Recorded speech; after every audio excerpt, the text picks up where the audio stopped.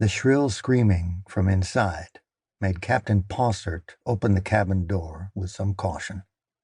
Not that screaming was necessarily unusual around his present company, just that it was a good idea to meet screaming with due care. He ducked reflexively as something went whizzing past his head. Vermilion splattered all over the wall of the Venture's second-best stateroom. It didn't make things look much worse. The eggshell blue paint that Goth had picked out with such care during their refit on Uldoon was scarred and splattered with mute testimony to the savageness of the battle that was going on inside. In the center of what had once been an ankle-deep pale cream carpet was the perpetrator of the ghastly destruction. The Leewit, the younger of the two witch girls of Carrie's aboard the ship, stopped drumming her heels on the floor, sat up, and glared at him. "What are you doing here, stupid?" she demanded, weighing the next paint bottle in her hands.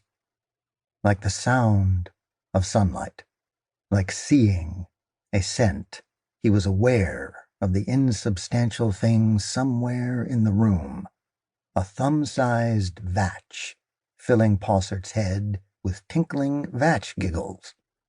Then he saw it. Around the light, a sheet of paper dragged by that tiny piece of impossible blackness fluttered like a demented moth. "Throw it at the big dream thing," squeaked the vatch inside his head, its silvery eyes wide with delight. "Throw! Throw!" "Shan't," said the Leewit, changing her mind. "Spoil sport. Throw it at me again, then."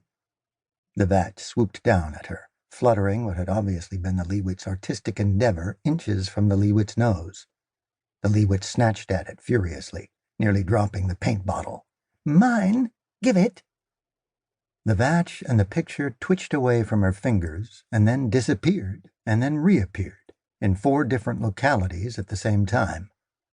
Life with vatches was interesting. So was life with Carrie's witches. Life with both was complicated. Captain Pausert's life had been very, very complicated for some time now. The Leewit impotently threatened the dancing vatch quartet with the paint bottle. Then she turned on the captain. You can even handle a giant vatch. Get my picture back from the stinking little thing." "Seeing as you ask so nicely, child, I will." Captain Pausert was careful to keep a straight face. It amused him to see the Leewit persecuted for a change, since the Leewit was ever so capable of doing a fair amount of persecuting herself.